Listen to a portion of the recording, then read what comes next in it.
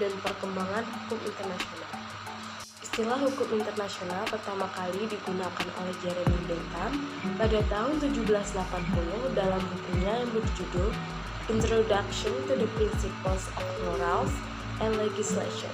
Meskipun ada istilah lain yang digunakan untuk tujuan yang sama, seperti the law of nation atau the law among nation, hukum internasional merupakan istilah yang secara luas diterima dan digunakan baik dalam praktik maupun literatur hukum karena dianggap lebih representatif dibanding dengan yang lainnya. Alasan utamanya, menurut Mokhtar Kusuma Atmaja, istilah hukum internasional lebih mencerminkan sifat hubungan-hubungan dan masalah-masalah yang menjadi objek hukum ini yang pada saat ini cakupannya tidak terbatas hanya pada hubungan antar negara sebagaimana dikesankan oleh istilah lainnya. Selanjutnya yaitu sejarah mengenai hukum internasional di era Yunani dan Romawi. Ius Gentium adalah istilah paling tua yang digunakan untuk merujuk kepada apa yang sekarang dikenal dengan hukum internasional. Pakar sejarah mencatat bahwa istilah tersebut digunakan pertama kali oleh ahli hukum Romawi bernama Marcus Tullius Cicero. Ius Gentium dimaksudkan sebagai hukum universal yang berlaku untuk semua bangsa. Istilah ini memiliki makna yang lebih luas dari sejenisnya, seperti ius petria. Istilah ius gentium kemudian diterima secara luas oleh berbagai peradaban dan dikembangkan para pemikir hukum handal pada zamannya. Bagi para ahli hukum Romawi, semisal Livy, ius gentium tidak lain adalah hukum yang mengatur hubungan bangsa Romawi dengan bangsa lain melalui para duta besarnya. Lalu yang berikutnya ada hukum internasional pada abad pertengahan. Pada abad pertengahan, istilah ius gentium diterima secara penuh oleh semua ahli hukum termasuk dari kalangan ahli hukum kanonik atau hukum gereja dan juga para teolog meskipun dalam konteks yang agak sedikit berbeda. Misalnya, pergantian ius gentium yang digunakan secara terbatas hanya untuk bidang tertentu seperti hukum laut. Pakar hukum kanonik memperkenalkan istilah ius humani societis, yaitu hukum yang mengatur penyelesaian sengketa antara penganut Kristen dengan non-Kristen.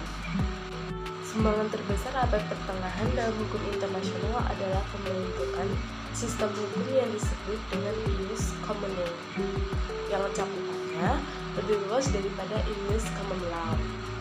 Dalam perkembangannya sendiri, ius commune yang mengandung nilai-nilai dasar dari prinsip-prinsip moral ajaran Kristen dan juga doktrin-doktrin Justinian dijadikan sebagai instrumen pemersatu kekaisaran Romawi. Menurut sejarawan Italia Francisco Calasso, ius commune ini kemudian berkembang dan mewujud dalam 3 konteks, yaitu hukum kanonik Romawi, hukum Inggris, dan hukum kebiasaan Prancis. Jika ditarik lebih dalam, dapat disimpulkan bahwa hukum Uni Eropa merupakan turunan dari ius commune, sedangkan hukum internasional modern adalah turunan dari ius gentium. Meskipun demikian, ius common law memiliki tempat khusus dan pengaruh penting dalam perkembangan hukum internasional. Ius common law perlahan tetapi menggeser dominasi Kode Napoleon dan kemudian melanjutkan konsolidasi di Amerika, dan akhirnya ius common law menjadi sistem hukum yang sangat berpengaruh di dunia. Karena ius common law dikembangkan di wilayah Imperium Inggris, maka sistem hukum ini berkembang secara ekspansionis dan pengukuhnya dirinya menjadi hukum universal. Hal ini diperkuat dengan fakta bahwa para ahli hukum common law memperlakukan dan menganggap sistem hukum di luar English common law sebagai civil law. Common law dan civil law kemudian menjadi sistem hukum yang memiliki yurisdiksi yang eksklusif dan hanya memiliki persamaan yang terbatas. perbedaan tersebut mencapai titik kulminasinya pada abad ke-16 ketika para pendukung kedua sistem tersebut dengan sangat kontras mengatakan bahwa common law bukan civil law dan sebaliknya.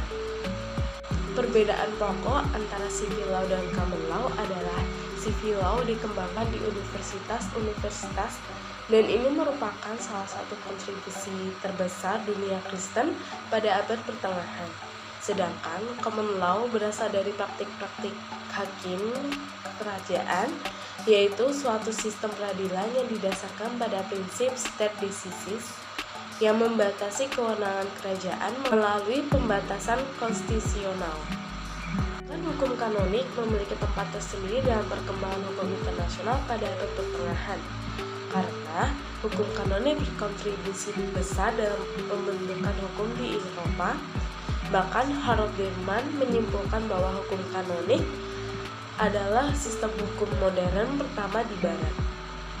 Hukum kanonik yang berbasis kepada prinsip-prinsip dan Bible menancapkan pengaruhnya yang kokoh dalam Inggris common law dan hukum Romawi abad pertengahan seperti konsep equality, tradisi, itikat baik, dan proses peradilan. Dalam pembentukan hukum internasional, hukum kanonik memberikan kontribusi cukup penting, misalnya prinsip yang lebih menekankan kepada individu daripada teritori negara yang dianggap sebagai kombinasi yang pas antara hukum umum dan lokal. Hukum kanonik juga mengakui dan mendukung sumber hukum internasional yang tidak sepenuhnya merupakan produk legislatif. Kontribusi penting lainnya pada abad pertengahan datang pada dunia Islam yang memperkenalkan istilah syiar, yaitu aturan yang mengatur relasi masyarakat Muslim dengan masyarakat lainnya. Eksistensi syiar mendapat momentum yang cukup menentukan ketika Kekhalifahan Turki Utsmani berhasil merebut kota Konstantinopel yang merupakan ibu kota Kekaisaran Romawi Timur. Selanjutnya ada dari Ius Gentium ke hukum internasional. Penemuan wilayah baru pada akhir abad ke-15 seperti ditemukannya benua Amerika, perpecahan di dunia Kristen dengan munculnya gerakan reformasi yang diinisiasi oleh Martin Luther dan kemudian diikuti dengan lahirnya negara-negara baru menjadi faktor penting untuk mengkaji ulang fondasi filosofis dan teoritis dari Ius Gentium. Francisco de Vitoria mengganti istilah Gentium dengan Gentis untuk menunjukkan bahwa hukum internasional adalah hukum yang mengatur relasi antar manusia. Dia menggunakan kata gentes sebagai sinonim untuk kata nationes, dipakai untuk menjelaskan bahwa setiap bangsa akan menyatakan tidak manusiawi apabila tidak menghormati dan melindungi tamu dan orang asing tanpa alasan yang benar. Jadi, konsep Ius Inter Gentes Vitoria itu mendekati apa yang sekarang dikenal dengan hukum internasional. Sekian pemaparan materi dari saya, selebihnya mohon maaf. Terima kasih.